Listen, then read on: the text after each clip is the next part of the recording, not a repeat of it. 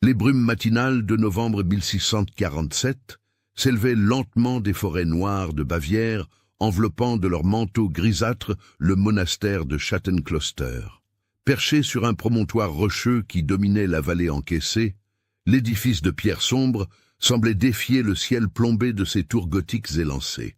Ces murs épais, construits 3 siècles plus tôt, avaient résisté aux tempêtes, aux guerres et aux épidémies qui avaient ravagé la région.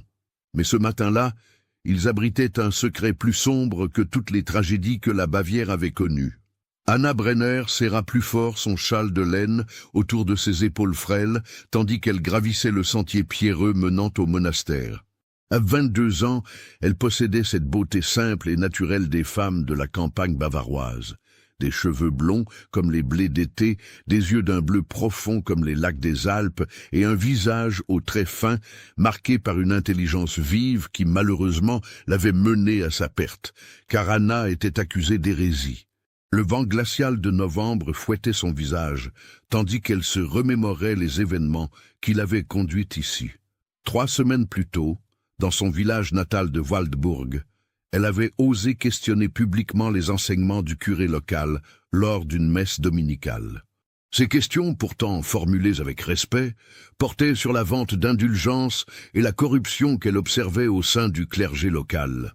Pour les autorités religieuses de la région, déjà tendues par les tensions entre catholiques et protestants qui déchiraient l'Empire germanique depuis des décennies, ces interrogations constituaient un acte d'insubordination intolérable. L'Inquisition locale, dirigée par le redoutable père Heinrich Müller, avait rapidement statué sur son cas. Anna fut accusée de propager des idées hérétiques et de semer le doute parmi les fidèles. Sa condamnation était claire. Elle devait être envoyée au monastère de Schattenkloster pour y subir une période de purification spirituelle, sous la supervision du père Konrad von Eisenberg, réputé pour ses méthodes particulière de rédemption des âmes perdues. Les gardes qui l'escortaient depuis l'aube étaient silencieux, leurs visages fermés sous leurs casques de fer. Hans Kriegler, le plus âgé des 3, était un homme aux épaules larges et aux mains calleuses, qui avait servi dans les armées impériales pendant la guerre de 30 ans. Ses yeux gris acier ne trahissaient aucune émotion, mais Anna avait remarqué qu'il évitait soigneusement de croiser son regard depuis qu'ils avaient quitté Waldburg. « Nous y sommes presque, mademoiselle », marmonna-t-il en désignant les murailles qui se dressaient maintenant devant eux. Sa voix était rauque, comme s'il n'avait pas parlé depuis des heures. Anna leva les yeux vers les imposantes tours du monastère. Des corbeaux tournoyaient autour des créneaux, leurs cris rauques résonnant dans l'air froid comme un présage funeste. Les fenêtres étroites de l'édifice ressemblaient à des yeux mi-clos qui l'observaient avec une malveillance silencieuse. Elle frissonna, et ce n'était pas seulement à cause du froid. Le portail principal de Schattenkloster était une massive porte de chêne renforcée de fer forgé, ornée de sculptures représentant des scènes de l'Apocalypse. Saint-Michel terrassant le dragon, les 7 sceaux s'ouvrant sur la fin des temps, les morts ressuscitant pour le jugement dernier, toutes ces images semblaient particulièrement appropriées en cette époque troublée où la guerre, la famine et la peste s'abattaient régulièrement sur l'Europe centrale. Kriegler sonna la cloche de bronze qui pendait près de l'entrée. Le son grave et profond résonna longuement dans la cour intérieure avant de mourir lentement, avalé par le silence oppressant qui régnait sur le lieu.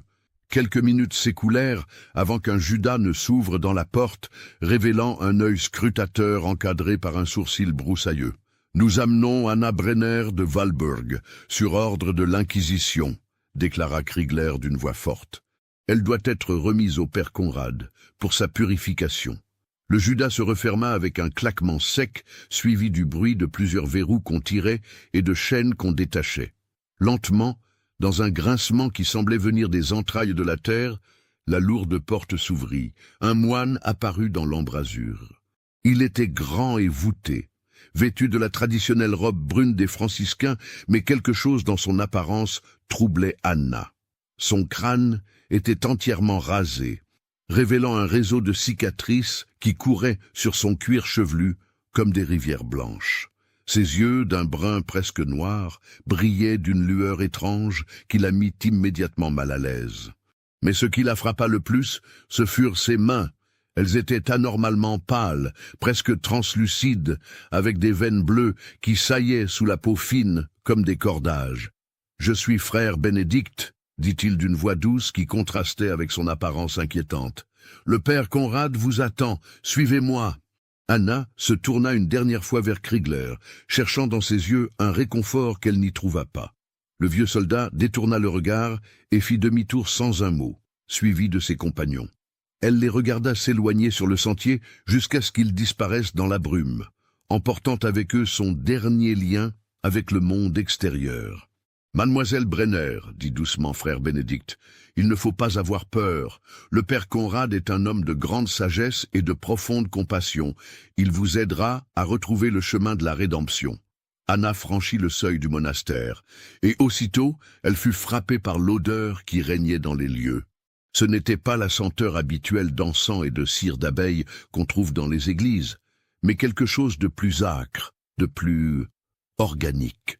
Une odeur métallique qui lui rappelait celle du sang frais, mélangée à des relents d'herbes médicinales et de quelque chose qu'elle ne parvenait pas à identifier. La cour intérieure du monastère était pavée de pierres grises et entourée de galeries à arcades qui s'élevaient sur 3 niveaux. Au centre se dressait un puits de pierre surmonté d'une margelle sculptée, et tout autour des jardins d'herbes aromatiques soigneusement entretenus malgré la saison. Quelques moines vaquaient à leurs occupations quotidiennes. L'un recopiait des manuscrits sous un auvent, un autre taillait des herbes séchées, un troisième transportait des seaux d'eau. Mais tous s'arrêtaient pour la regarder passer, et Anna ne put s'empêcher de remarquer l'étrange intensité de leurs regards. « Notre communauté compte 43 frères, expliquait frère Bénédicte en la guidant vers une porte latérale. Nous vivons selon la règle de saint François, dans la pauvreté, la chasteté et l'obéissance. Mais nous avons aussi une mission particulière ici, à Schattenkloster. Nous nous occupons de la rédemption des âmes perdues, de ceux que l'Église a condamnés pour leurs péchés. Ils pénétrèrent dans un long couloir, éclairé par des torches fixées au mur de pierre. Les flammes projetaient des ombres dansantes qui semblaient donner vie aux sculptures religieuses nichées dans les alcôves. Anna remarqua que ces statues étaient d'un style particulièrement sombre. Des martyrs aux visages extasiés, des saints portant les instruments de leur supplice, des représentations du Christ en croix d'un réalisme saisissant. Le père Conrad a développé des méthodes très efficaces pour guérir les âmes malades, poursuivit le moine. Il comprend mieux que quiconque la nature du péché et les moyens de s'en purifier. Vous verrez, ma fille, votre séjour ici transformera votre cœur. Ils arrivèrent devant une porte de chêne massif, ornée d'un bas-relief représentant le sacrifice d'Abraham. Frère Bénédicte frappa 3 coups, attendit, puis frappa encore 2 fois. Une voix grave et mélodieuse répondit de l'intérieur. « Entrez, mon frère !» La porte s'ouvrit sur un bureau spacieux aux murs tapissés de livres. De hautes fenêtres donnaient sur la forêt, laissant filtrer la lumière grise de cette fin d'automne. Derrière un large pupitre de noyer sculpté se tenait un homme d'une 50aine d'années qui dégageait une présence magnétique immédiate. Le père Konrad von Heisenberg était un homme de taille moyenne, mais d'une prestance remarquable. Ses cheveux gris argentés, soigneusement peignés en arrière, encadraient un visage aux traits fins et aristocratiques. Ses yeux, d'un vert profond comme les forêts bavaroises, brillaient d'une intelligence perçante et d'une autorité naturelle qui commandait le respect. Il portait la soutane noire traditionnelle des prêtres séculiers, mais d'une coupe et d'un tissu qui révélaient ses origines nobles. « Anna Brenner de Waldburg », dit-il en se levant gracieusement de son siège. Sa voix était profonde et bien modulée, avec un léger accent aristocratique. « J'ai beaucoup entendu parler de vous. Votre curiosité intellectuelle a fait sensation dans toute la région. » Il contourna son bureau et s'approcha d'elle. Anna sentit immédiatement le magnétisme qui émanait de cet homme. Il y avait en lui quelque chose d'hypnotique, une assurance tranquille qui inspirait confiance et respect. Pourtant, elle ne pouvait s'empêcher de remarquer un détail troublant. Ses ongles étaient anormalement longs pour un homme d'église et impeccablement entretenus. « Père, dit-elle en esquissant une révérence maladroite, je vous remercie de m'accueillir dans votre monastère. J'espère que mon séjour ici m'aidera à comprendre mes erreurs. » Le père Conrad sourit, révélant des dents d'une blancheur parfaite. « Mes erreurs, dites-vous, mais ma chère enfant, questionner la foi n'est pas nécessairement une erreur. C'est souvent le signe d'une âme noble qui cherche la vérité. Le problème, voyez-vous, c'est que la vérité, la vraie vérité, est parfois difficile à accepter pour les esprits conventionnels. » Il retourna derrière son bureau et ouvrit un épais registre relié en cuir rouge. « Frère Bénédicte vous conduira à vos quartiers. Vous logerez dans l'aile des invités, au 2e étage. Demain matin, après les matines, nous commencerons votre instruction. J'ai hâte de découvrir ce dont votre esprit est capable. » Anna sentit un frisson lui parcourir l'échine. Il y avait dans le ton du père Conrad quelque chose qui la mettait mal à l'aise, une nuance qu'elle ne parvenait pas à définir.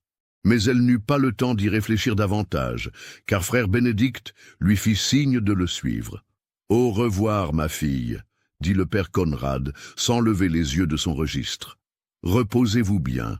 Demain sera révélateur. » Frère Bénédicte la guida à travers un dédale de couloirs et d'escaliers de pierre jusqu'à une petite chambre située dans l'aile est du monastère.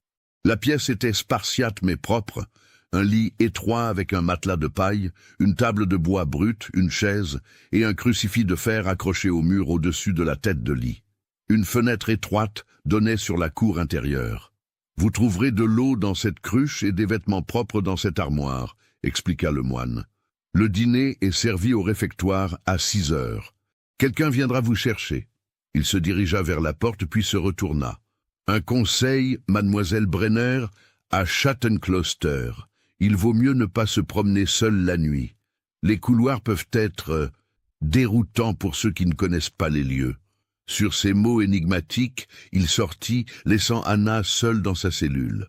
Elle s'assit lourdement sur le lit et regarda par la fenêtre. Dans la cour, les moines continuaient leurs activités quotidiennes, mais maintenant qu'elle les observait attentivement, elle remarquait des détails troublants. Leurs mouvements semblaient étrangement coordonnés, comme s'ils suivaient un rituel invisible. Et tous, sans exception, jetaient régulièrement des regards vers les fenêtres de l'aile où elle se trouvait. Le soir tombait rapidement sur Schattenkloster, enveloppant le monastère d'une obscurité précoce. Anna avait passé l'après-midi à réfléchir à sa situation et à examiner sa chambre. Elle avait découvert que l'armoire contenait effectivement des vêtements, mais d'un style étrange, des robes de laine brune semblables à des habits de pénitente, et un voile noir qu'elle était censée porter sur la tête. Dans un tiroir de la table, elle avait trouvé un petit livre de prières en latin, ainsi qu'un chapelet au grain d'ébène. Quand un moine vint la chercher pour le dîner, elle était vêtue de la robe brune et du voile noir, se sentant étrangement transformée par ses habits austères. Le moine qui l'escortait était différent de frère Bénédicte, plus jeune, avec un visage rond et des yeux doux qui lui rappelaient son frère cadet. Il se présenta comme frère Mathias. « C'est votre premier repas avec nous », dit-il d'une voix timide en la guidant vers le réfectoire. « Il y a quelques traditions particulières que vous devez connaître. Pendant le repas, nous observons le silence et l'un de nous lit des passages des Écritures. Ce soir, c'est frère Augustin qui lira. » Le réfectoire était une vaste salle voûtée, éclairée par des chandelles disposées sur de longues tables de bois. 43 moines étaient assis en rang, leurs visages éclairés par la lumière vacillante des flammes. Au fond de la salle, sur une estrade, se dressait une table d'honneur où siégeait le père Conrad, entouré de quelques moines plus âgés qui semblaient former son conseil. Anna fut conduite à une table située près de l'estrade où on lui avait réservé une place. Autour d'elle, une dizaine de moines l'observaient avec cette même intensité troublante qu'elle avait remarquée dans la cour. Frère Mathias s'assit à sa droite et lui sourit timidement. Le repas commença par une prière récitée par le père Conrad d'une voix grave qui résonnait sous les voûtes. Puis on apporta la nourriture, Une soupe de légumes, du pain noir, du fromage de chèvre et un ragoût de viande qui dégageait un arôme étrange, épicé et métallique à la fois. Frère Augustin, un homme âgé au visage émacié, se leva et commença à lire d'une voix monotone. « Et l'ange me dit, « Viens, je te montrerai la condamnation de la grande prostituée qui est assise sur les grandes eaux, avec laquelle se sont corrompus les rois de la terre, et les habitants de la terre se sont enivrés du vin de sa prostitution. » Anna goûta prudemment le ragoût. La viande était tendre et savoureuse, mais il y avait quelque chose dans son goût qu'elle ne reconnaissait pas. Ce n'était ni du porc, ni du bœuf, ni de la chèvre, quelque chose de plus délicat. Elle jeta un coup d'œil autour d'elle et remarqua que tous les moines mangeaient avec un appétit manifeste, leurs yeux brillants d'une satisfaction presque sensuelle. « D'où me suivez-vous? Laissez un commentaire. » Le repas se termina par une nouvelle prière, et les moines commencèrent à quitter le réfectoire en silence. Anna se leva pour les suivre, mais le père Conrad l'interpella d'une voix douce. « Mademoiselle Brenner, pourriez-vous rester un moment? J'aimerais échanger quelques mots avec vous. » Elle s'approcha de l'estrade où le père Conrad l'attendait, un sourire bienveillant aux lèvres. Autour de lui, les moines de son conseil la regardaient avec une attention soutenue. Il y avait là frère Erasmus, un homme aux traits durs et aux yeux perçants, frère Joachim, dont les mains tremblaient légèrement de vieillesse, et frère Bénédicte, qu'elle avait déjà rencontré. « Comment trouvez-vous notre hospitalité » demanda le père Conrad en descendant de l'estrade.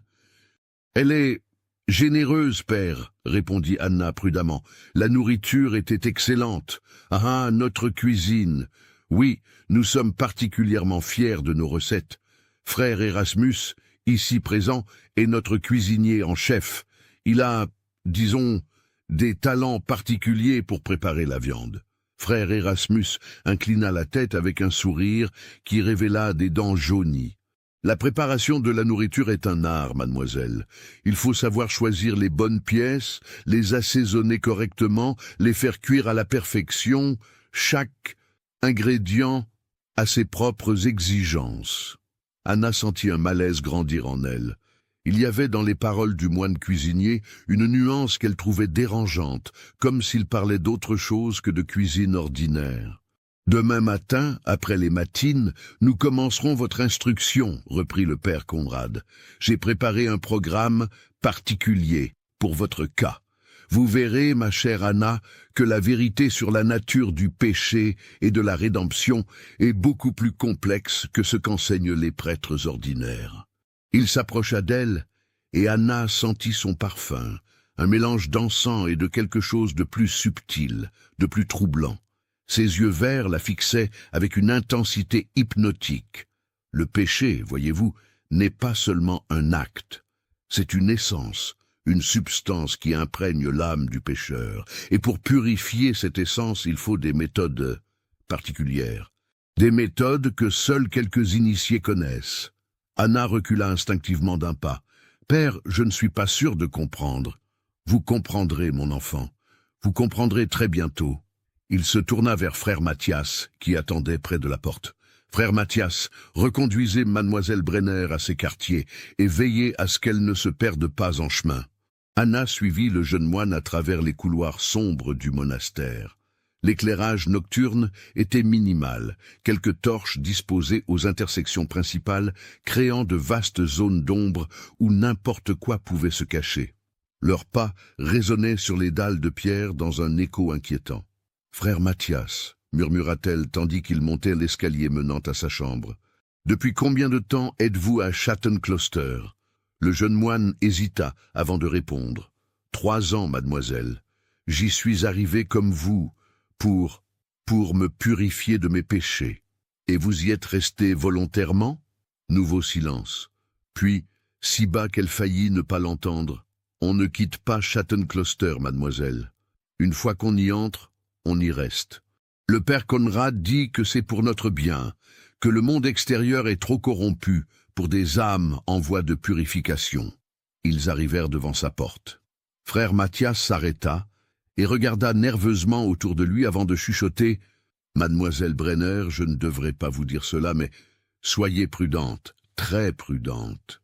Closter cache des secrets que vous ne pouvez pas imaginer, et le père Conrad, il n'est pas ce qu'il semble être.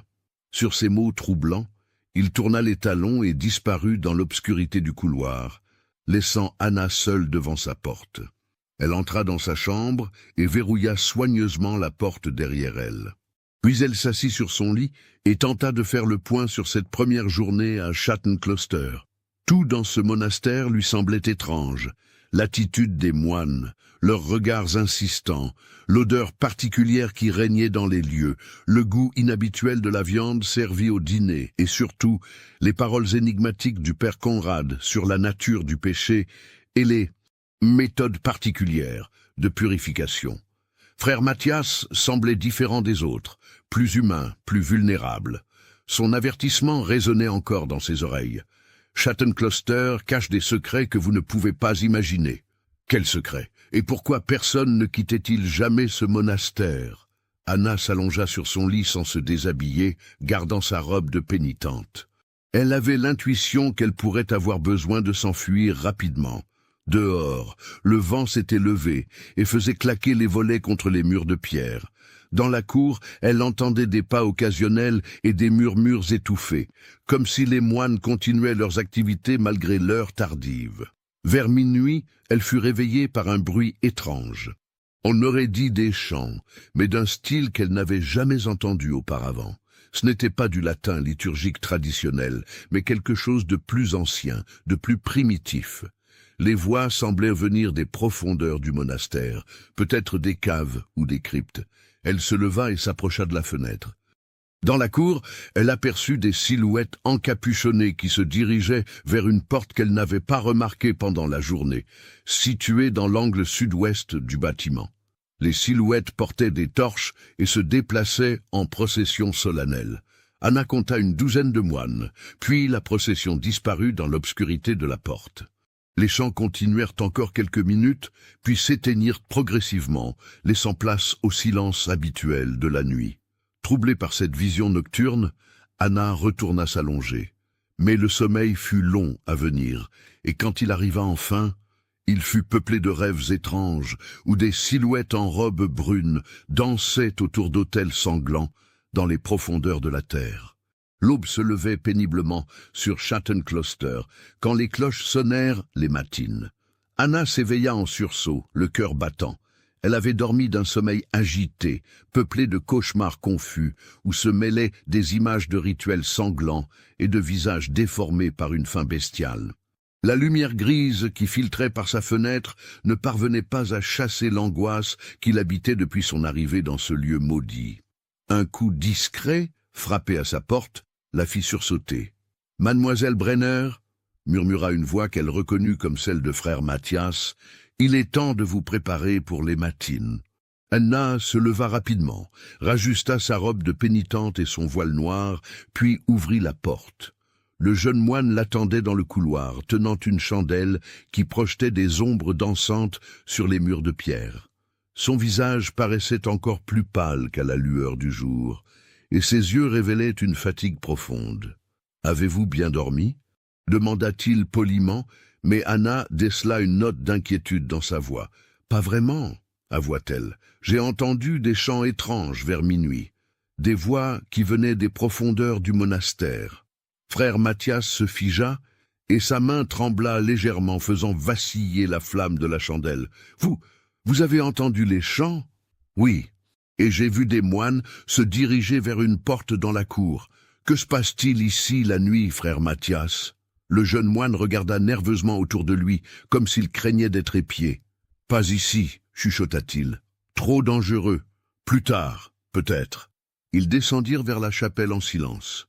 Dans les couloirs, Anna remarqua que tous les moines qu'ils croisaient avaient cette même pâleur maladive et ces mêmes cernes sous les yeux. Certains portaient des traces de ce qui ressemblait à des brûlures sur leurs mains et leurs avant-bras. Et elle aperçut même l'un d'eux dont les lèvres étaient tachées d'une substance rougeâtre qu'il essuyait discrètement avec un mouchoir. La chapelle de Closter était un chef-d'œuvre d'architecture gothique, avec ses voûtes élancées qui se perdaient dans l'obscurité et ses vitraux aux couleurs sombres qui filtraient la lumière matinale en rayons sanglants. Mais ce qui frappa immédiatement Anna, ce fut l'autel. Contrairement aux autels traditionnels ornés de nappes blanches et de chandeliers dorés, celui-ci était sculpté dans un marbre noir veiné de rouge, et ses flancs étaient ornés de bas-reliefs représentant des scènes d'une violence saisissante. Des martyrs dévorés par des fauves, des saints écorchés vifs, des crucifixions multiples dans un style d'un réalisme troublant. Le père Conrad officiait, vêtu d'une chasuble pourpre brodée de fils d'argent qui représentait des motifs qu'Anna ne parvenait pas à identifier dans la pénombre. Sa voix résonnait sous les voûtes avec une puissance hypnotique, tandis qu'il récitait des prières en latin. Mais là encore, Anna remarqua des anomalies. Certaines phrases ne correspondaient pas à la liturgie traditionnelle, et elle crut même entendre des mots qui ne ressemblaient à aucune langue qu'elle connaissait.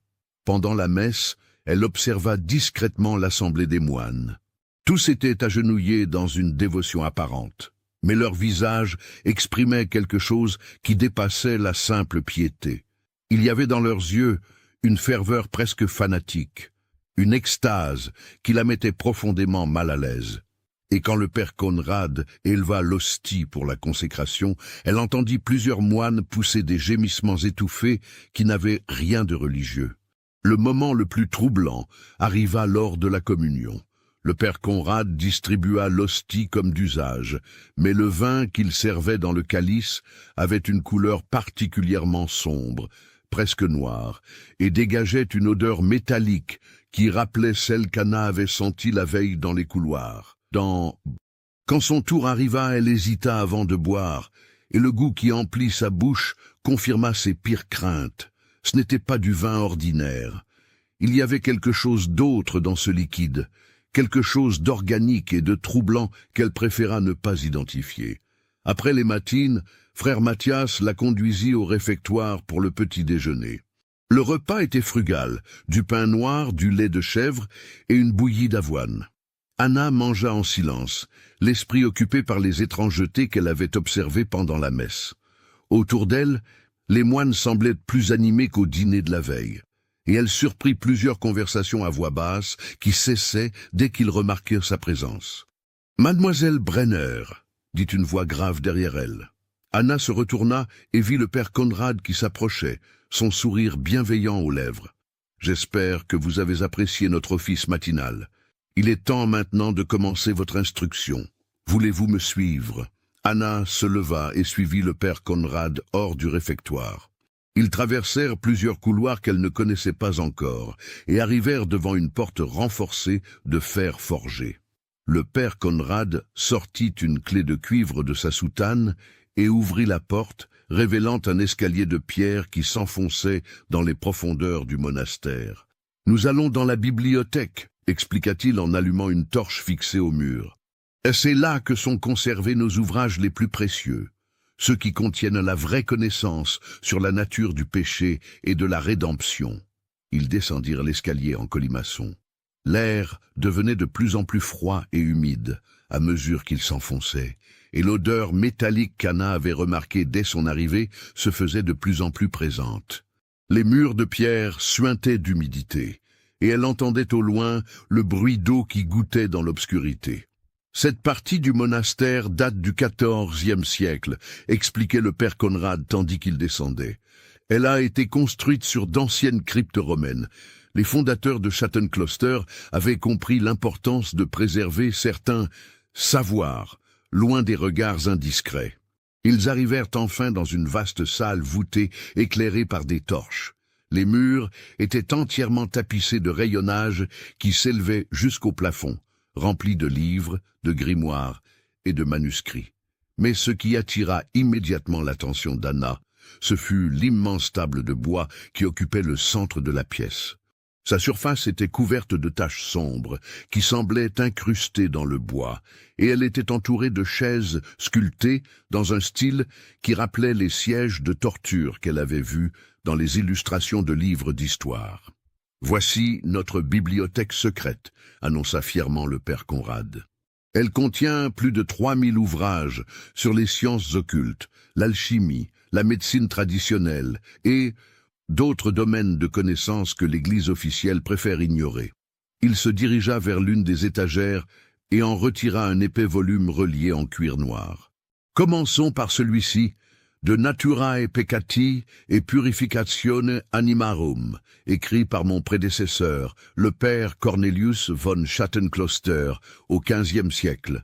C'est un traité révolutionnaire sur la nature physique du péché. Anna prit le livre avec des mains tremblantes.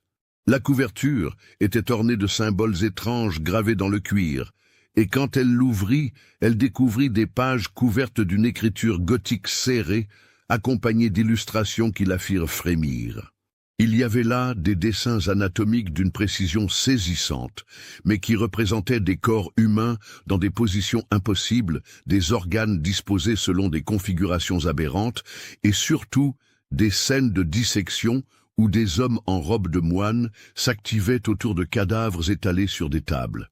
Le père Cornelius, expliquait le père Conrad d'une voix passionnée, avait compris une vérité fondamentale que les théologiens ordinaires refusent d'admettre. Le péché n'est pas seulement un acte spirituel, c'est aussi une substance physique qui imprègne le corps du pécheur. Cette substance peut être extraite, purifiée, et même consommée à des fins thérapeutiques. Anna leva les yeux du livre, horrifiée. Consommée? Que voulez-vous dire? Le père Conrad sourit et s'approcha d'elle.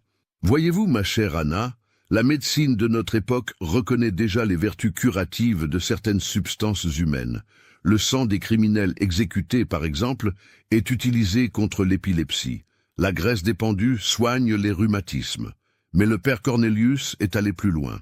Et il a découvert que la chair et le sang des pécheurs repentis, consommés selon certains rituels, confèrent à celui qui les ingère une purification spirituelle extraordinaire.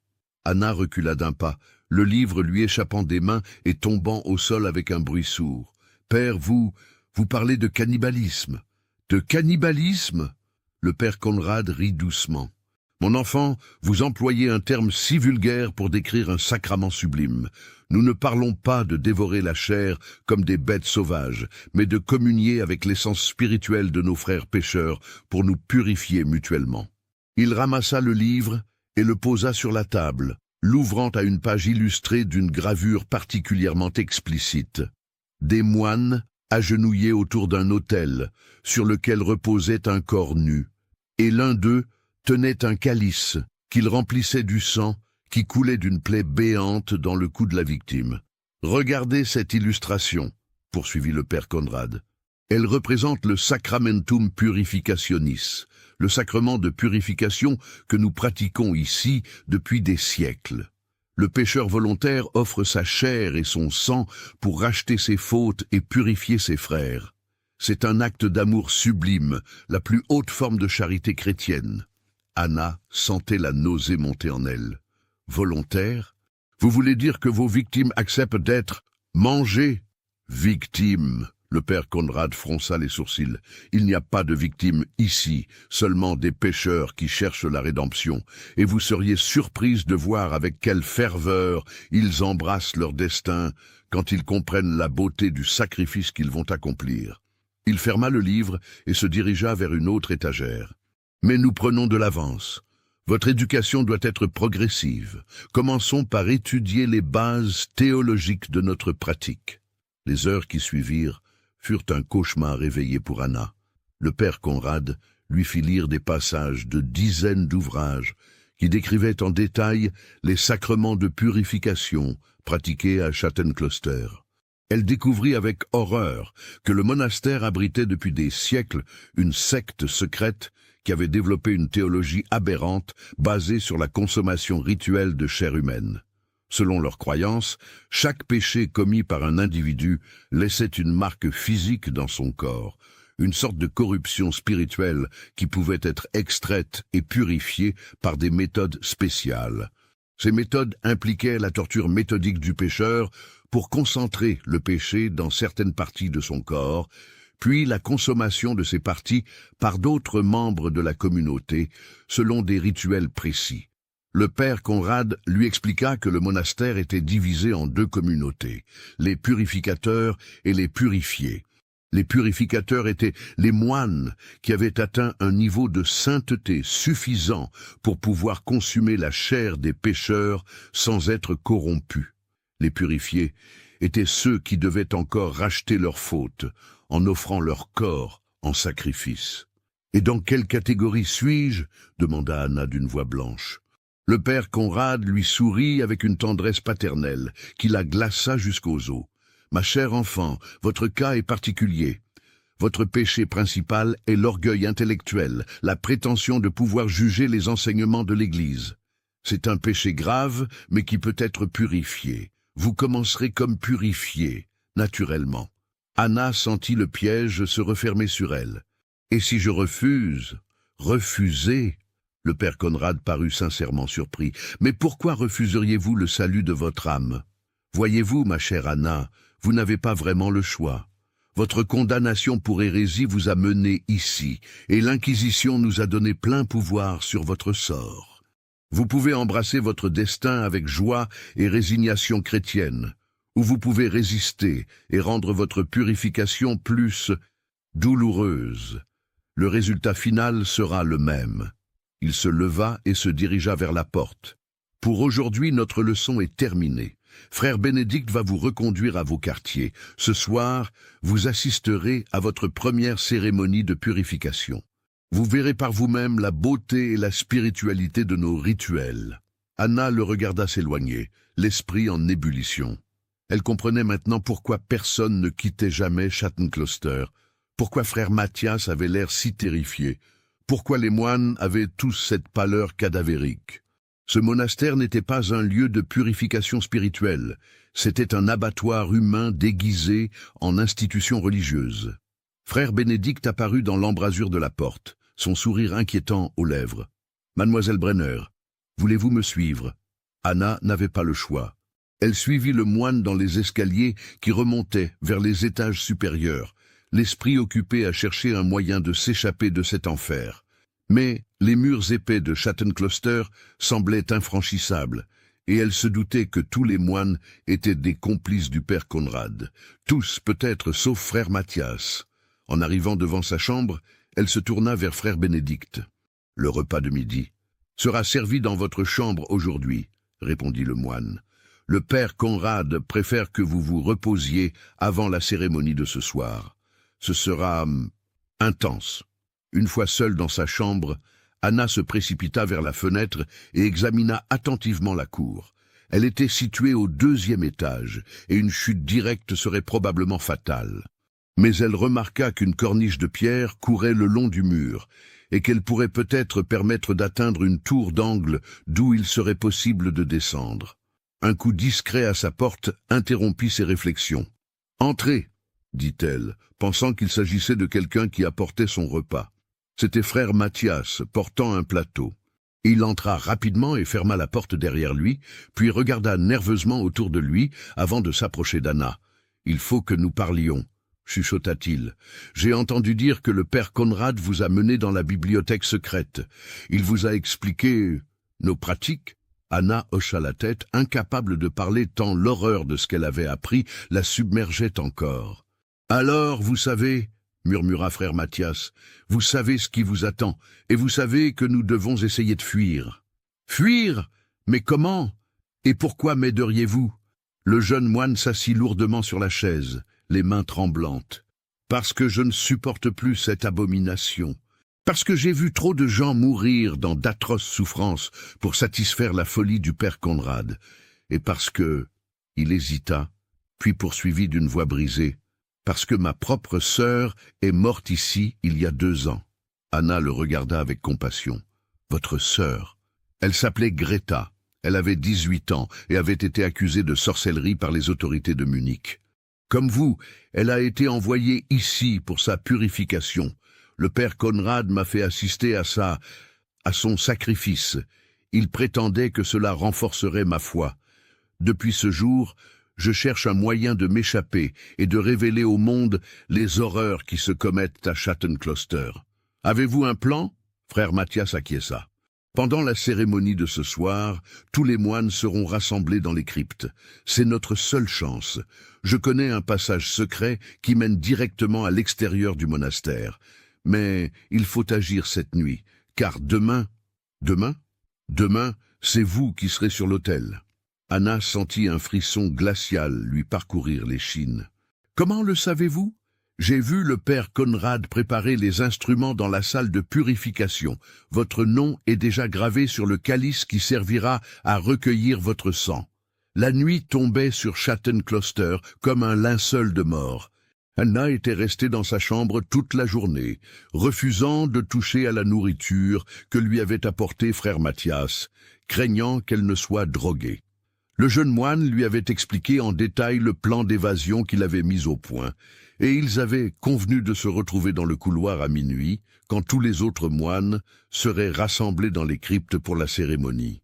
Vers 10 heures du soir, des coups résonnèrent à sa porte. « Mademoiselle Brenner, dit la voix grave de frère Bénédicte, il est temps de vous préparer pour la cérémonie. » Anna ouvrit la porte et découvrit le moine qui tenait à la main une robe blanche ornée de broderies dorées. « Vous devez revêtir l'habit de purification, expliqua-t-il. C'est un grand honneur qui vous est accordé. » Elle prit la robe sans protester, sachant qu'il valait mieux ne pas éveiller les soupçons. « Que va-t-il se passer exactement ? Vous assisterez à la purification d'un de nos frères, répondit frère Bénédicte. Frère Thomas, qui est parmi nous depuis 5 ans, a enfin atteint le niveau de repentance nécessaire pour offrir son sacrifice. Vous verrez, c'est un spectacle édifiant. Anna enfila la robe blanche, par-dessus ses vêtements habituels. Le tissu était d'une qualité remarquable, brodé de fils d'or qui représentaient des scènes bibliques, mais vues de près, ces scènes révélaient des détails troublants. Abraham sacrifiant Isaac, mais avec une lame plus longue et plus cruelle. Judith décapitant Holoferne, mais avec un sourire extatique.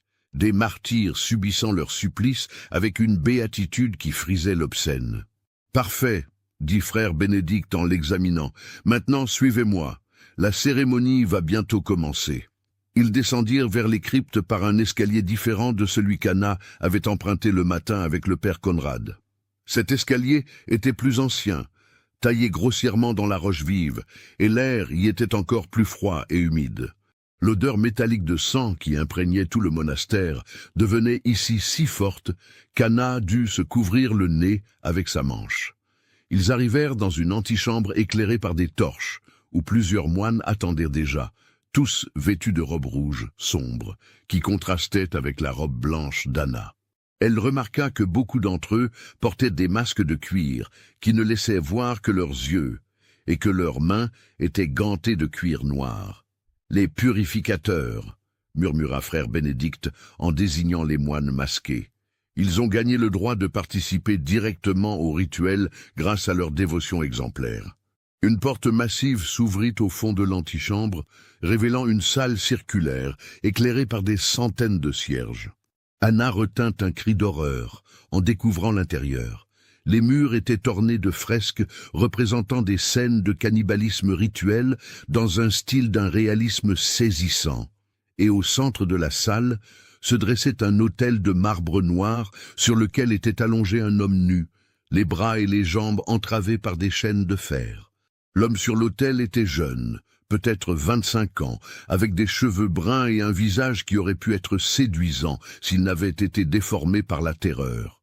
Ses yeux roulaient dans leurs orbites tandis qu'il tirait désespérément sur ses chaînes et sa bouche était bâillonnée par un tissu rouge qui étouffait ses cris. « Frère Thomas » annonça le père Conrad qui se tenait derrière l'autel, vêtu d'une chasuble écarlate brodée de symboles kabbalistiques.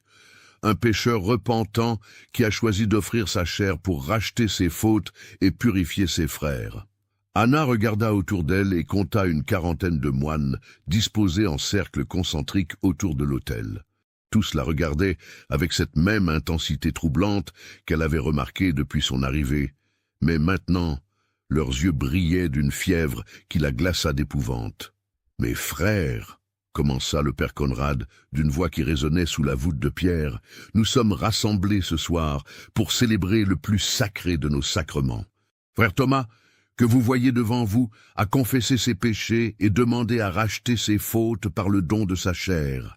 Selon notre tradition séculaire, nous allons purifier son âme en purifiant son corps, et nous partagerons sa substance pour nous élever vers la sainteté. » Il leva les bras vers le plafond, révélant qu'il tenait dans sa main droite un long couteau à la lame recourbée et dans sa main gauche un calice de métal sombre. Que commence la purification? Les moines entonnèrent un chant dans cette langue étrange qu'Anna avait entendue le matin pendant la messe. Les voix s'élevaient en harmonie complexe qui semblait résonner dans ses os mêmes, créant une atmosphère d'une intensité hypnotique.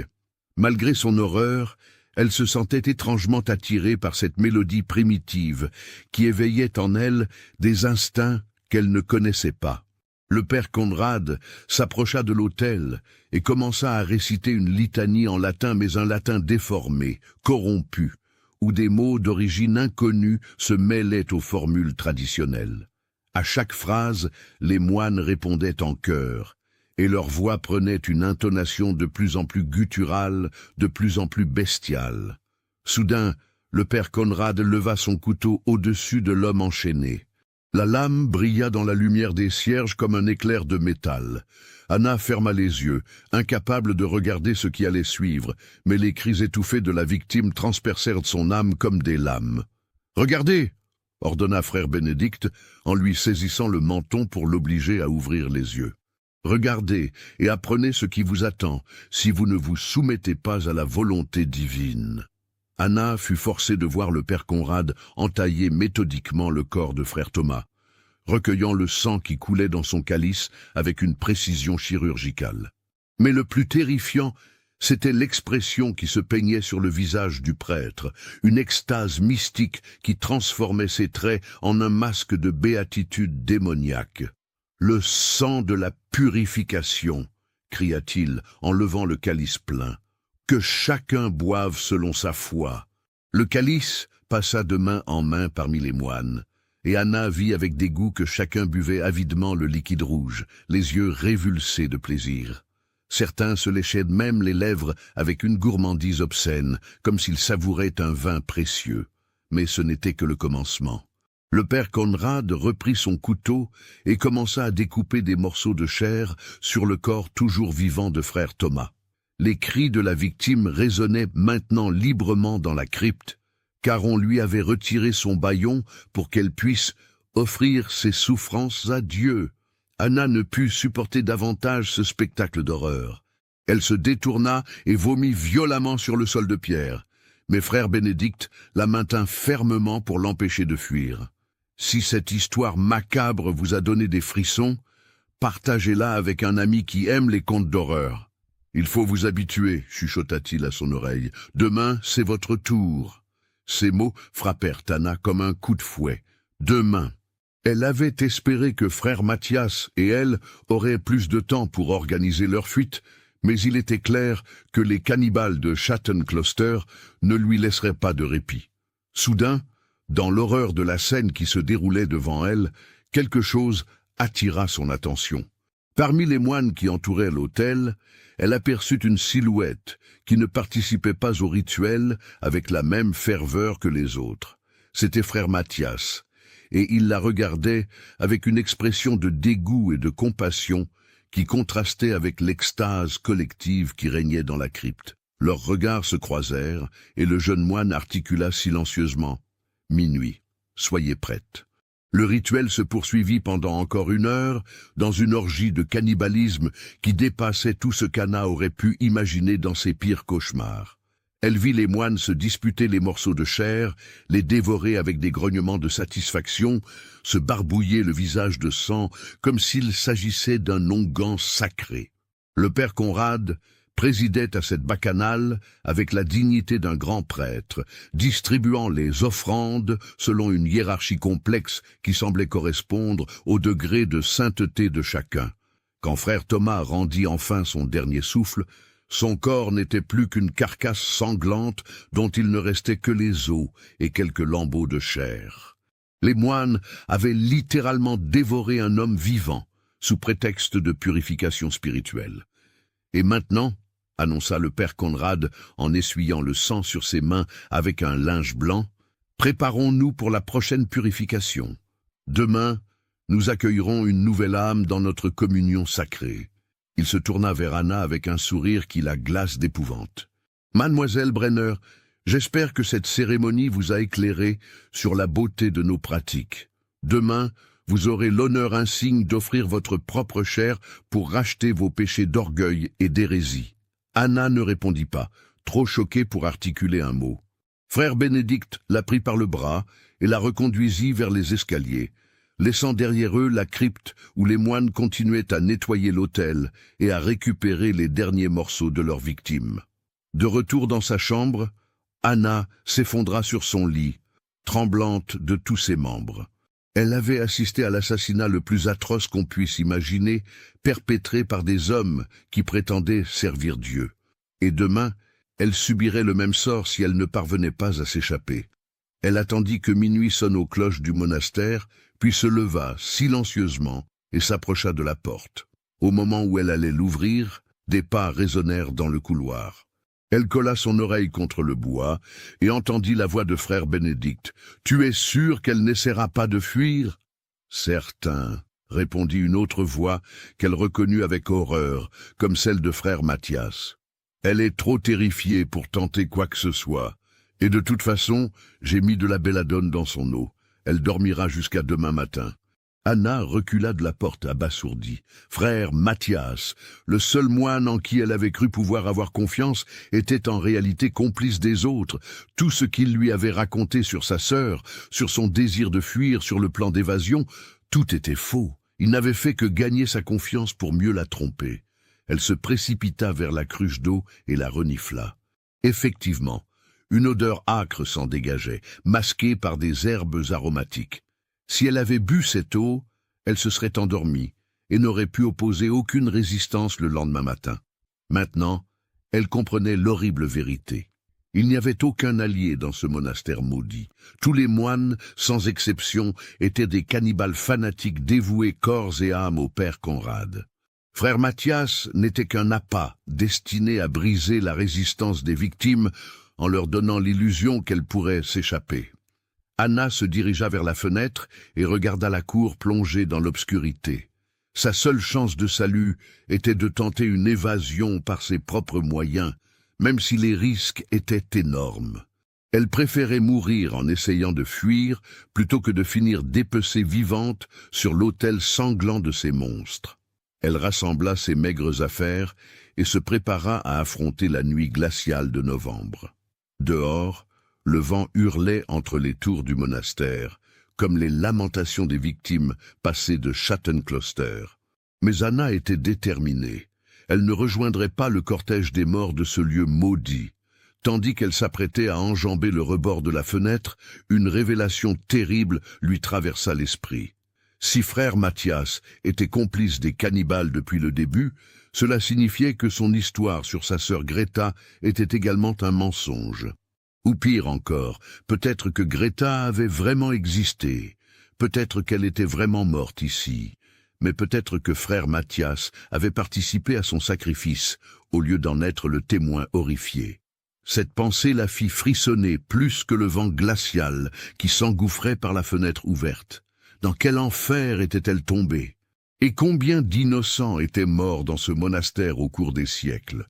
Une chose était certaine. Elle ne laisserait pas le père Conrad ajouter son nom à la liste de ses victimes. Anna se tenait sur la corniche de pierre, à 20 mètres au-dessus de la cour pavée de Schattenkloster.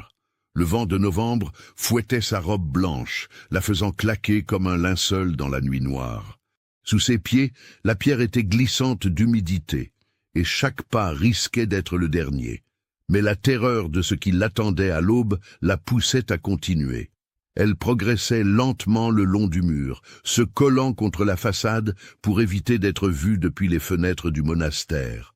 La corniche n'était large que d'une trentaine de centimètres, et par endroits, l'érosion l'avait rendue encore plus étroite. Ses doigts cherchaient désespérément des prises dans les interstices entre les pierres, et plus d'une fois, elle faillit perdre l'équilibre.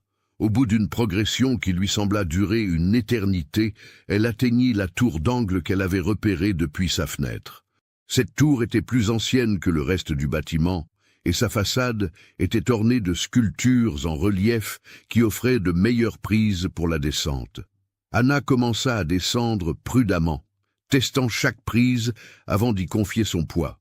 Soudain, une pierre se détacha sous sa main et alla s'écraser dans la cour avec un bruit qui résonna comme un coup de tonnerre dans le silence nocturne. Anna se figea, le cœur battant, attendant de voir si quelqu'un avait entendu.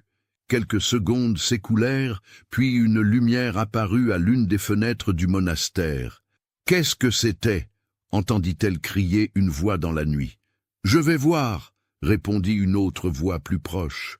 Anna accéléra sa descente, ne prenant plus le temps de tester chaque prise. Elle était encore à 10 mètres du sol quand elle entendit des pas dans la cour.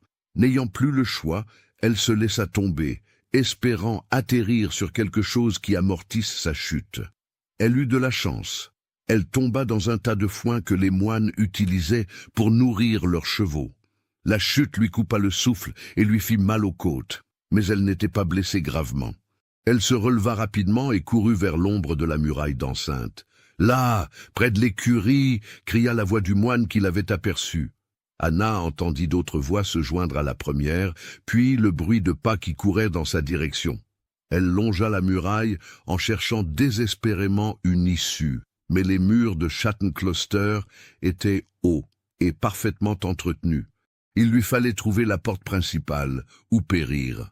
Elle contourna l'angle sud-ouest du monastère et se dirigea vers l'entrée principale.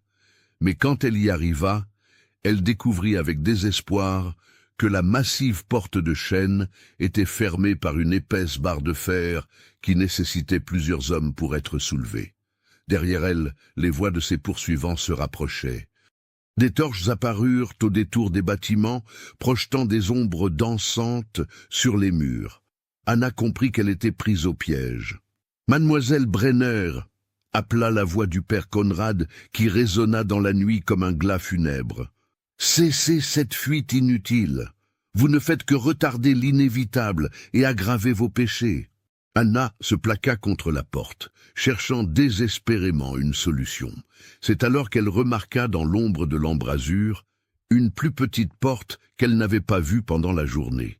Une porte de service, sans doute utilisée par les moines pour leurs allées et venues discrètes. Elle s'approcha et poussa la poignée. Par miracle, la porte n'était pas verrouillée. Elle s'ouvrit dans un grincement sinistre, révélant l'obscurité de la forêt qui s'étendait au-delà des murs du monastère.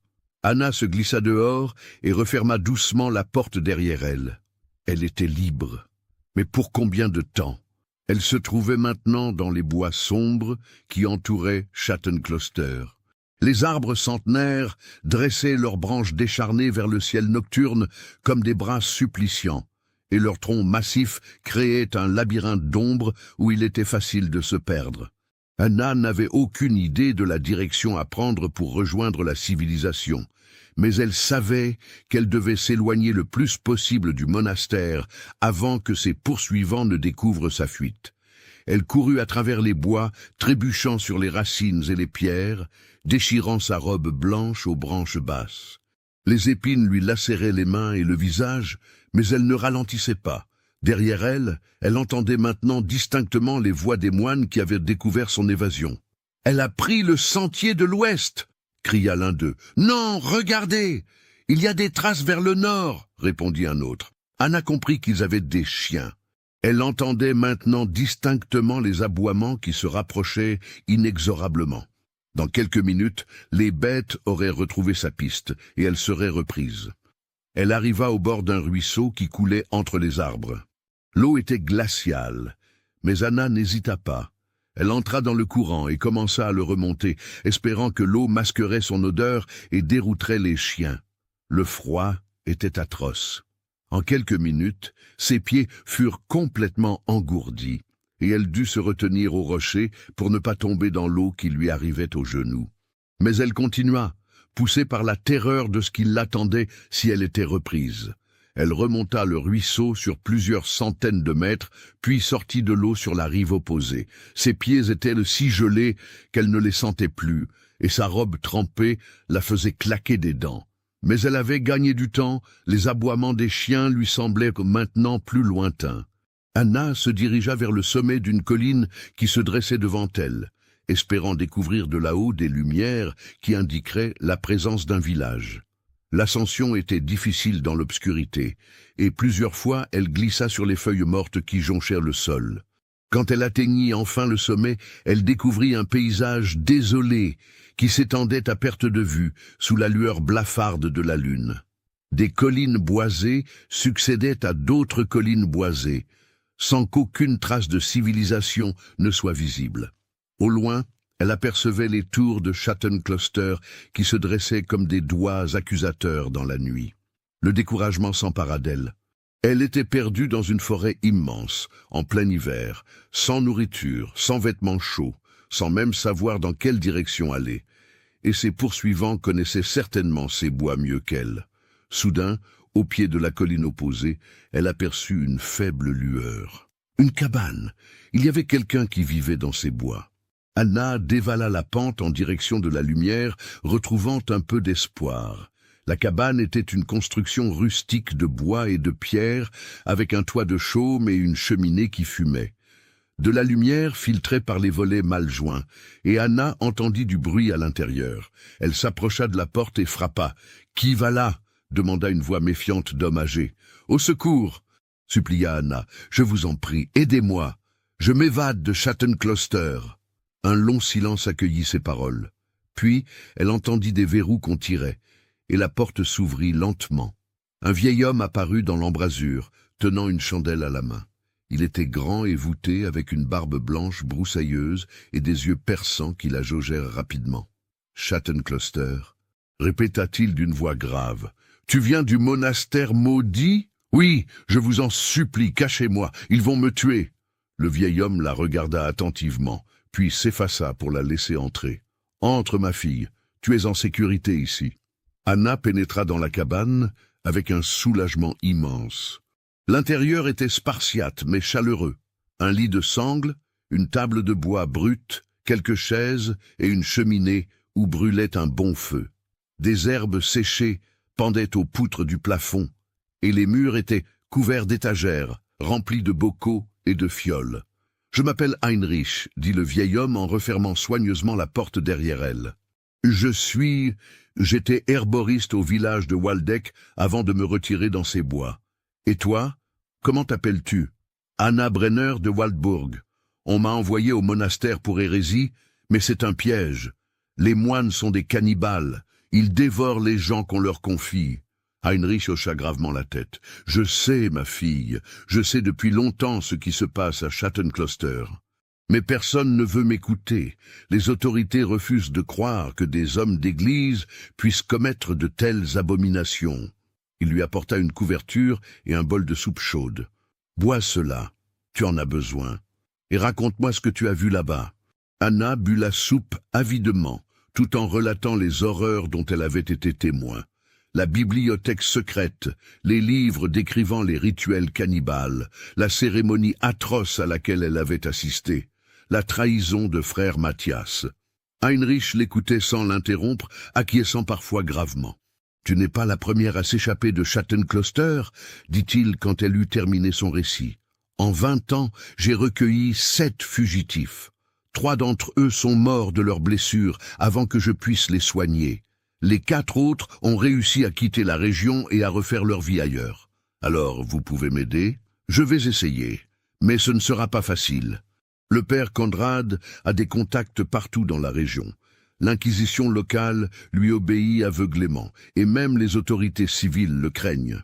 Il faudra t'emmener très loin d'ici pour que tu sois en sécurité. » Soudain, des aboiements retentirent au dehors, tout proche. Heinrich se figea et souffla sa chandelle. « Ils arrivent !» chuchota-t-il. « Vite, cache-toi dans la cave !» Il souleva une trappe dissimulée dans le plancher, révélant un étroit escalier qui descendait vers une cave creusée dans la roche. Anna s'y glissa rapidement, et Heinrich referma la trappe au-dessus d'elle. Dans l'obscurité totale de la cave, Anna entendait maintenant distinctement les voix de ses poursuivants qui se rapprochaient. Elle reconnut celle de frère Bénédicte. Ses traces mènent ici. Elle est forcément dans cette cabane. Des coups violents résonnèrent contre la porte de la cabane. « Ouvrez! Nous savons que vous cachez une fugitive !» Anna entendit Heinrich ouvrir la porte. « Que me voulez-vous, mes frères ?»« Une femme s'est échappée de Schattenkloster, » dit la voix du père Conrad. « Nos chiens ont suivi sa piste jusqu'à votre demeure. »« Où est-elle ?»« Je n'ai vu personne, » répondit calmement Heinrich. « Je dormais quand vous avez frappé. Permettez-nous de fouiller votre cabane. » Anna entendit des pas lourds au-dessus de sa tête. Les moines retournaient la cabane de fond en comble, renversant les meubles et brisant la vaisselle. Elle retenait son souffle, terrifiée à l'idée d'être découverte. « Il n'y a personne ici, » dit finalement frère Bénédicte. « Peut-être que les chiens se sont trompés. »« Les chiens ne se trompent jamais, » répliqua sèchement le père Conrad. « Elle est passée par ici, j'en suis certain. Mais elle a pu continuer sa fuite. Que devons-nous faire, père ? Fouiller toute la forêt s'il le faut. Cette femme ne doit pas atteindre la civilisation. Elle en sait trop sur nos pratiques. » Les voix s'éloignèrent progressivement et Anna entendit enfin Heinrich rouvrir la trappe. « Ils sont partis, » chuchota-t-il, « mais ils vont revenir. Il faut partir d'ici cette nuit même. » Anna remonta de la cave, les jambes tremblantes. « Où pouvons-nous aller ? Il y a un marchand de mon village qui fait régulièrement le voyage jusqu'à Munich. Il part demain matin avec sa carriole. Si nous arrivons à le rattraper, il pourra t'emmener en sécurité. » Heinrich rassembla rapidement quelques affaires dans un sac de toile, des vivres, des vêtements chauds et quelques fioles contenant des médicaments. Puis il éteignit le feu et ferma soigneusement sa cabane. « Suivez-moi » dit-il en prenant un sentier qui s'enfonçait dans la forêt. « Je connais un raccourci qui nous permettra d'éviter les patrouilles de moines. » Ils marchèrent pendant des heures dans les bois sombres, guidés par la connaissance parfaite qu'Heinrich avait de ces lieux. Le vieil herboriste se déplaçait avec une agilité surprenante pour son âge, et Anna avait du mal à suivre son rythme. Mais la peur lui donnait des forces, et elle serrait les dents pour ne pas se plaindre. Vers l'aube, ils arrivèrent au bord d'une route qui serpentait entre les collines. « C'est la route de Munich », expliqua Heinrich. « Le marchand passe toujours ici vers 6 heures du matin. » Ils se cachèrent dans un bosquet au bord de la route et attendirent. Le soleil se levait lentement, dissipant les brumes de la nuit et réchauffant un peu l'air glacial. Anna commençait à reprendre espoir quand elle entendit le bruit d'un attelage qui approchait. Une carriole bâchée apparut au détour du chemin, tirée par 2 chevaux de trait. L'homme qui tenait les rênes était un bourgeois d'âge moyen, vêtu d'un manteau de laine et coiffé d'un chapeau de feutre. Il avait l'air prospère et respectable. Heinrich sortit du bosquet et fit signe au marchand de s'arrêter. « Maître Friedrich, Dieu soit loué de vous voir !» Le marchand, qui s'appelait Friedrich Kohler, arrêta son attelage et sourit en reconnaissant l'herboriste. « Heinrich, que faites-vous sur la route si tôt ? J'ai besoin de votre aide, mon ami. Cette jeune femme doit absolument rejoindre Munich pour échapper à une terrible injustice. Accepteriez-vous de l'emmener ?» Friedrich regarda Anna avec curiosité. Elle était dans un état lamentable. Sa robe blanche était déchirée et tachée de boue, ses cheveux emmêlés par sa course dans les bois, son visage lacéré par les épines. Mais quelque chose dans ses yeux dut le convaincre de sa sincérité. « Montez dans la carriole, mademoiselle, » dit-il simplement. « J'ai toujours confiance au jugement de maître Heinrich. » Anna grimpa à l'arrière de la carriole avec un soulagement immense. Elle était sauvée. Dans quelques heures, elle serait à Munich, loin de l'influence du père Conrad et de ses cannibales. « Merci, » dit-elle à Heinrich en lui serrant la main. « Je n'oublierai jamais ce que vous avez fait pour moi. Faites attention à vous, ma fille, » répondit le vieil herboriste. « Et si vous en avez l'occasion, racontez au monde ce qui se passe à Schattenkloster. Il faut que ces abominations cessent. » La carriole se remit en route, emportant Anna vers la liberté. Mais tandis qu'elle regardait défiler le paysage de Bavière par l'ouverture de la bâche, elle ne pouvait s'empêcher de penser à tous ceux qui étaient encore prisonniers du monastère maudit. Combien d'innocents allaient encore périr sous le couteau du père Conrad avant que justice soit rendue. Soutenez notre chaîne en cliquant sur le bouton « Merci » en forme de cœur, afin que nous puissions continuer à vous proposer des histoires aussi sombres et captivantes que celle-ci. Elle se jura que si elle survivait à cette épreuve, elle ferait tout pour révéler la vérité sur Shatton Closter, même si cela devait lui coûter la vie. 3 mois s'étaient écoulés depuis la fuite d'Anna de Shatton Closter. L'hiver 1647 avait été particulièrement rigoureux en Bavière, et la neige recouvrait maintenant d'un manteau blanc les forêts qui entouraient le monastère maudit. Mais, sous cette apparente pureté, les abominations continuaient. Anna avait trouvé refuge à Munich, chez une lointaine cousine, Margaret Huber, qui tenait une auberge près de la cathédrale.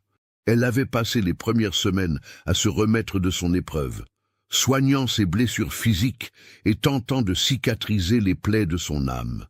Mais très vite, elle avait compris qu'elle ne pourrait pas vivre en paix tant que les cannibales de Shatton Closter continueraient leur massacre. Sa première démarche avait été de se rendre auprès des autorités ecclésiastiques de Munich pour dénoncer les crimes du père Conrad. Mais elle s'était heurtée à un mur d'incrédulité et de résistance. L'archevêque Johann Gebhard von Mansfeld avait refusé de la recevoir, et ses subordonnés l'avaient traitée comme une hystérique en proie à des visions. Comment des hommes d'église pourraient-ils croire qu'un monastère franciscain respectable pratiquait le cannibalisme rituel? Anna avait alors tenté sa chance auprès des autorités civiles. Elle s'était rendue chez le gouverneur de Bavière, le comte Franz von Tattenbach, mais là encore, elle avait été éconduite. Le comte était un homme pieux qui entretenait d'excellentes relations avec le clergé local, et il ne pouvait concevoir qu'une simple paysanne accusée d'hérésie puisse dire la vérité contre un prêtre de la réputation du père Conrad. Pire encore, Anna avait découvert que sa fuite de Shatton Closter avait été officiellement déclarée comme la preuve de sa culpabilité.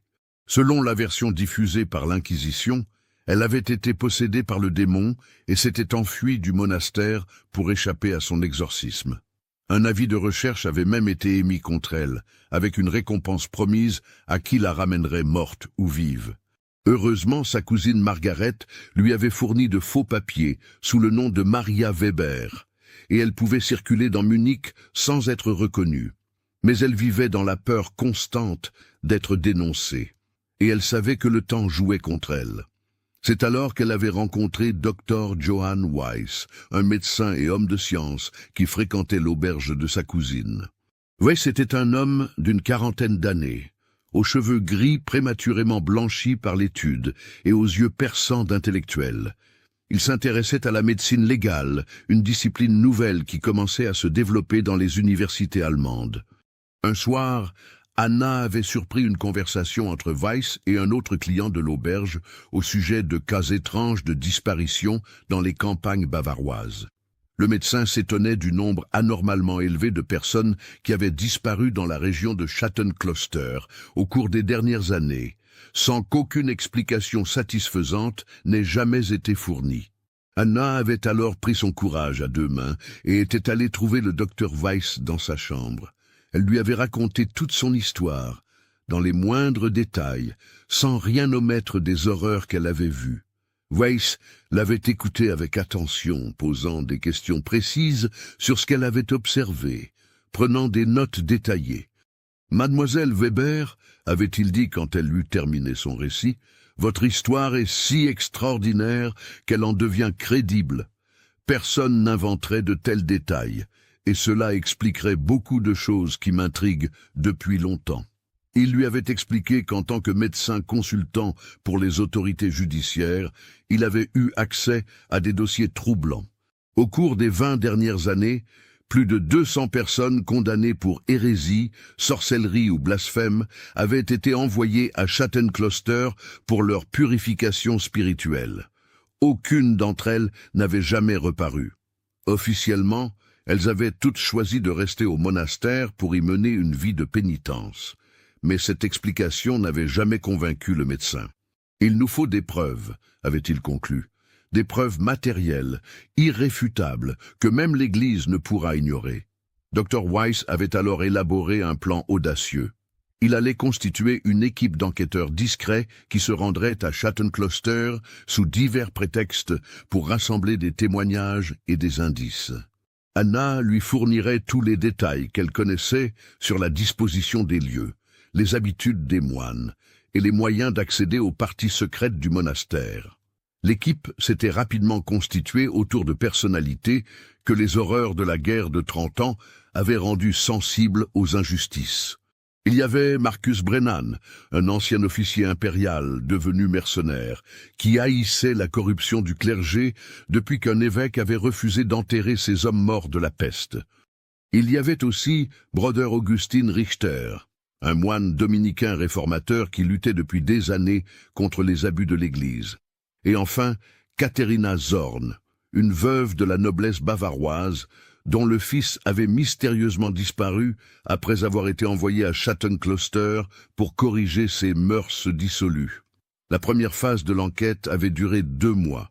Chaque membre de l'équipe s'était rendu séparément dans la région de Schatten-Kloster, sous des identités d'emprunt. Brennan s'était fait passer pour un marchand de chevaux, Brother Augustin pour un moine itinérant en pèlerinage, Katharina pour une noble dame en retraite spirituelle, et Dr. Weiss pour un médecin venu soigner une épidémie dans les villages voisins. Leur découverte avait dépassé les pires craintes. Brennan avait retrouvé dans la forêt les restes de ce qui avait dû être un charnier, des ossements humains éparpillés sur plusieurs hectares, la plupart portant des traces de découpe qui ne laissaient aucun doute sur leur origine. Brother Augustin avait interrogé discrètement les villageois et découvert que beaucoup d'entre eux avaient perdu des proches envoyés à Schatten-Kloster, sans jamais en avoir de nouvelles. Katharina avait réussi à corrompre un ancien domestique du monastère, qui lui avait confirmé l'existence de cryptes secrètes où se déroulaient des cérémonies spéciales interdites aux non-initiés. Mais c'était Dr. Weiss qui avait fait la découverte la plus accablante. En se faisant passer pour un médecin itinérant, il avait réussi à pénétrer dans le monastère sous prétexte de soigner une épidémie de fièvre qui touchait plusieurs moines. Il avait pu examiner discrètement plusieurs membres de la communauté et avait diagnostiqué chez eux des symptômes très particuliers: anémie chronique, troubles digestifs graves, dénutrition paradoxale malgré une alimentation abondante, et surtout des traces d'empoisonnement au plomb et au mercure. Ces hommes s'empoisonnent lentement, avait-il expliqué à Anna lors de son retour. Les métaux lourds s'accumulent dans leur organisme, probablement à cause des instruments qu'ils utilisent pour leurs rituels. Mais ce qui m'a le plus frappé, ce sont leurs dents. Elles sont toutes anormalement usées, comme si ces hommes mâchaient régulièrement des substances très dures, des os par exemple. Il avait aussi réussi à subtiliser quelques échantillons troublants, des résidus de poudre blanchâtre trouvés dans la cuisine du monastère, qui s'étaient révélés être de l'os humain broyé, et des traces de sang séché prélevées sur un couteau oublié dans la sacristie, qui ne correspondaient à aucun animal connu. Avec toutes ces preuves, Dr. Weiss était retourné voir les autorités. Mais cette fois, il ne s'était pas contenté de s'adresser aux instances locales. Il avait utilisé ses contacts dans les universités allemandes pour alerter des personnalités influentes de l'Empire. Son dossier avait notamment été transmis à Johannes Kepler, le célèbre astronome et mathématicien de l'empereur qui jouissait d'une influence considérable à la cour impériale. Kepler avait été horrifié par les révélations sur Schatten-Kloster. En tant qu'homme de science et protestant convaincu, il n'avait jamais eu d'illusion sur la corruption de l'Église catholique, mais ses accusations dépassaient tout ce qu'il avait pu imaginer. Il avait immédiatement transmis le dossier à l'empereur Ferdinand III en personne, accompagné d'une lettre où il soulignait que de tels crimes, s'ils étaient avérés, jetteraient l'opprobre sur tout l'Empire.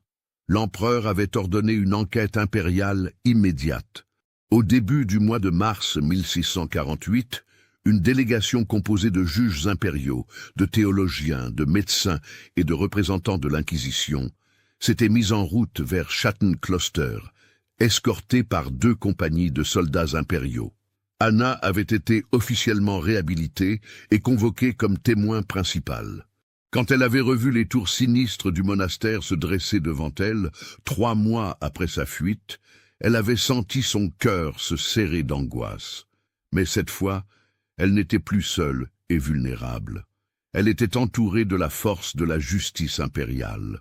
Le père Conrad avait accueilli la délégation avec sa courtoisie habituelle, feignant la surprise et l'indignation devant les accusations portées contre son monastère.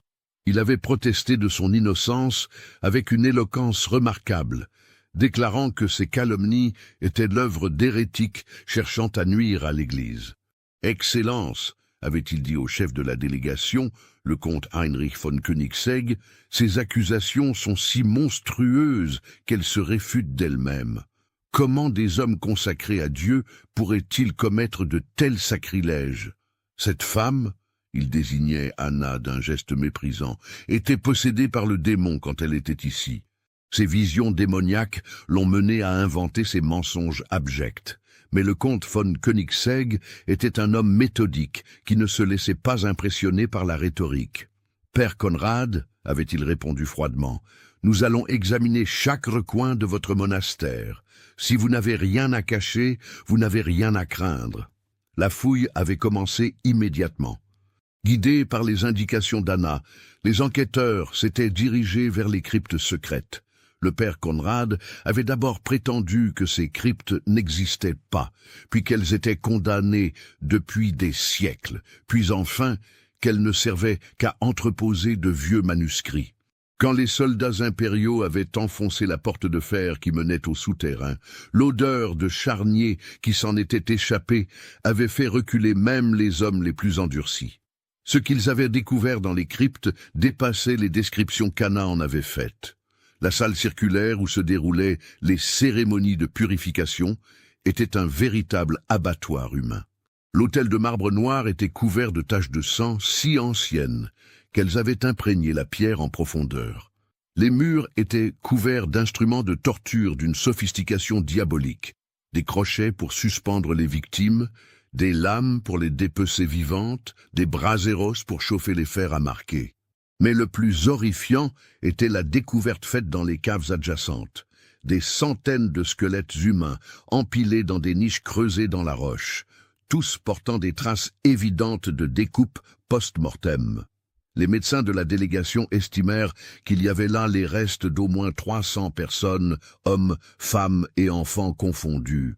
Dans la bibliothèque secrète, les enquêteurs trouvèrent les preuves documentaires des crimes, des registres minutieusement tenus qui détaillaient chaque purification depuis 1423, avec le nom des victimes, la nature de leurs péchés, et même des descriptions précises des rituels pratiqués.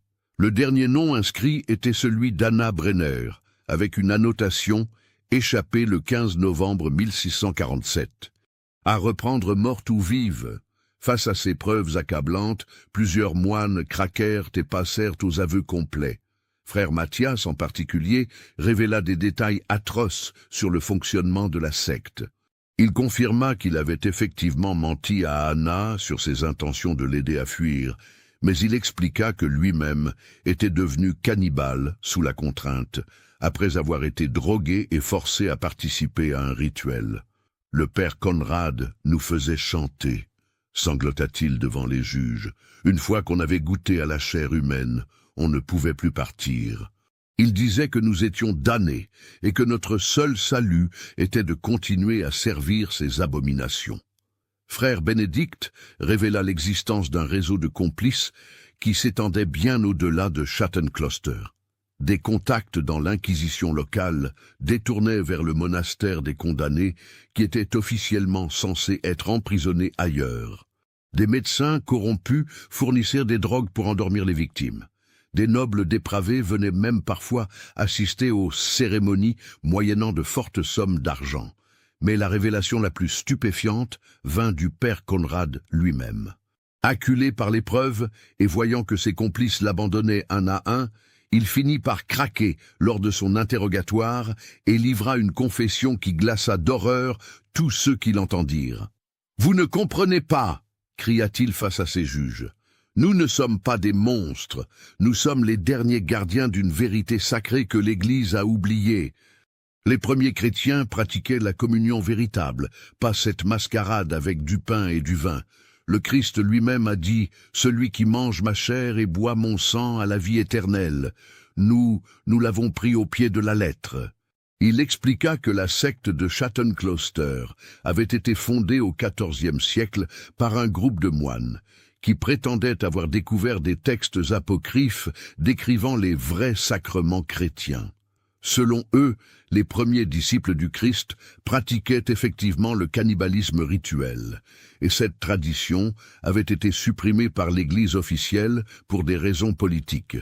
Chaque fois que nous consommons la chair d'un pécheur repentant, continua le père Conrad avec une ferveur fanatique, nous nous rapprochons de la divinité.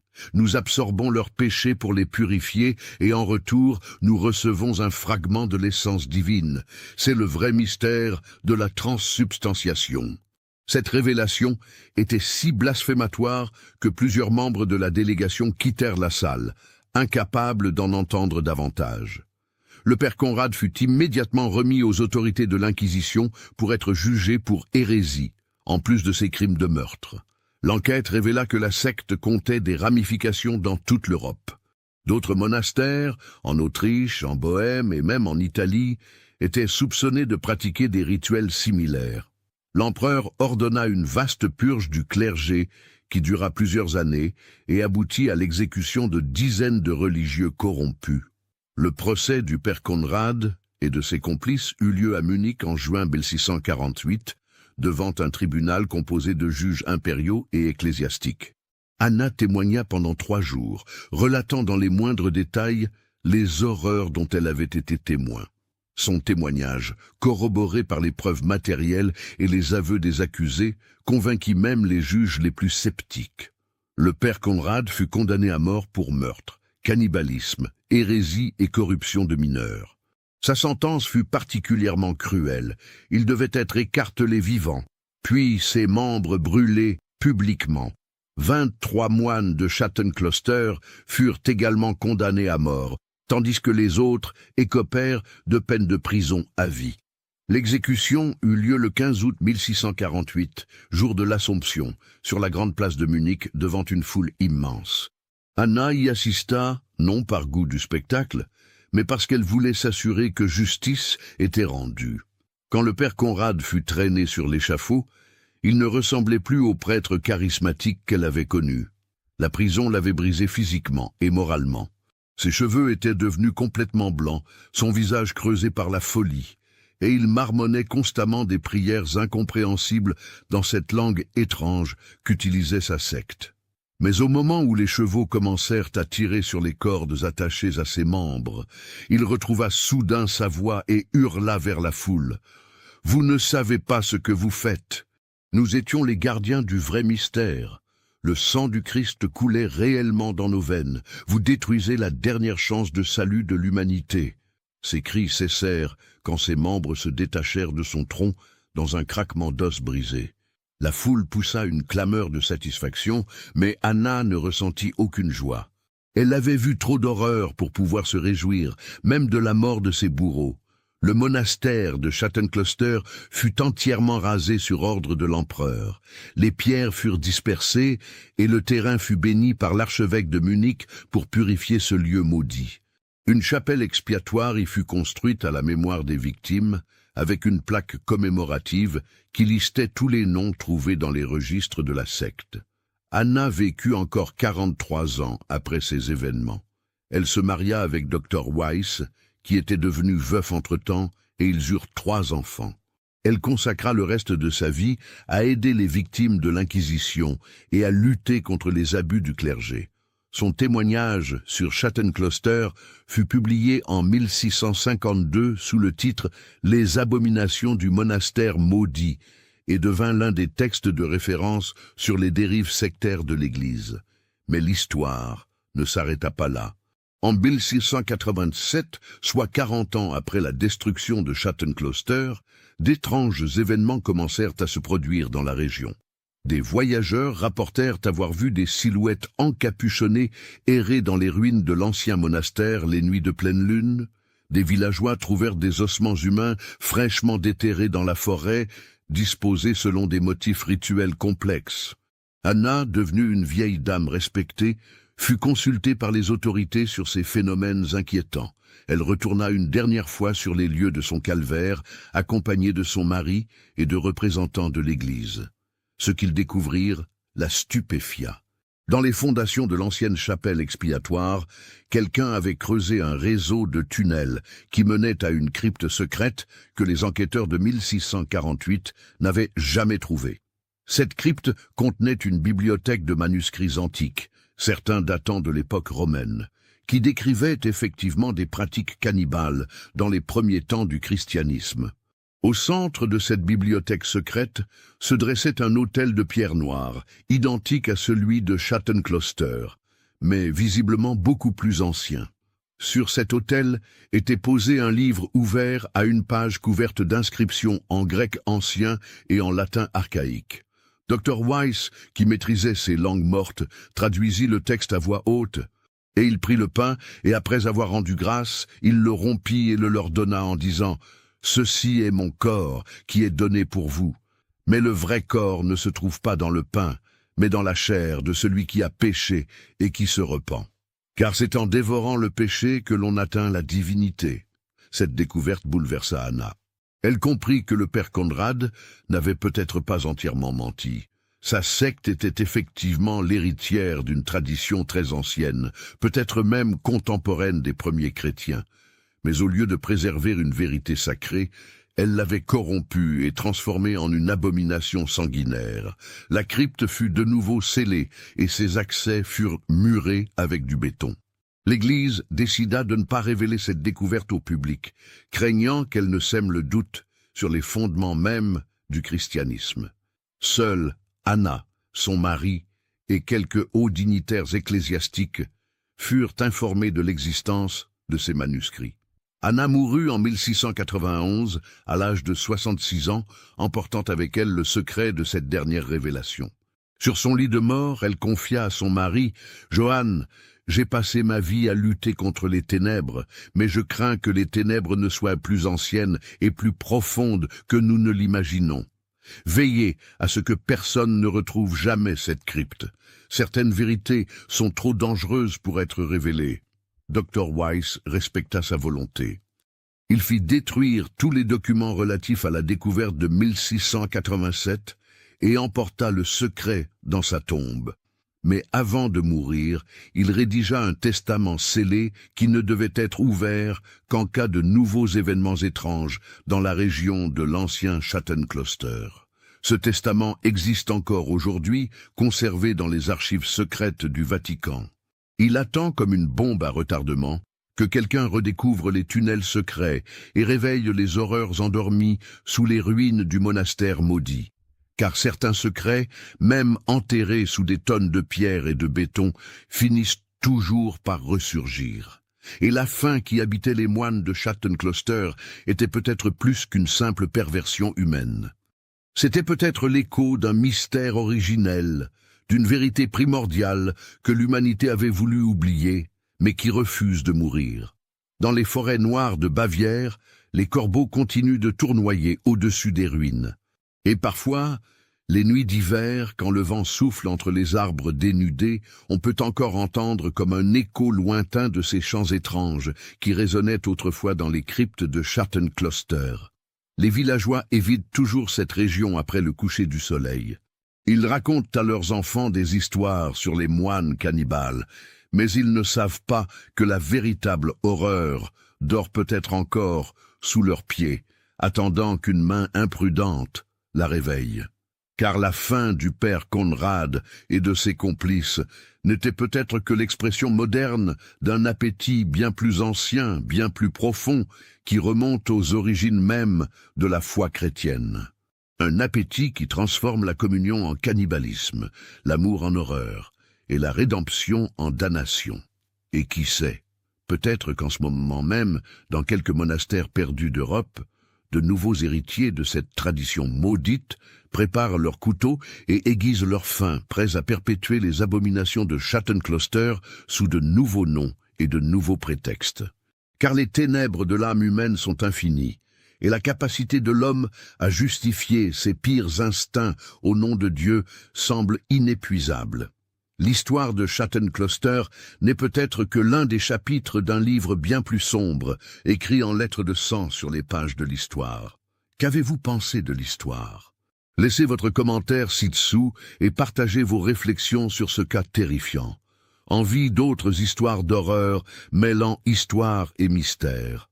Abonnez-vous, activez la cloche de notification et partagez avec ceux qui aiment le côté obscur de l'humanité. À bientôt pour le prochain cauchemar.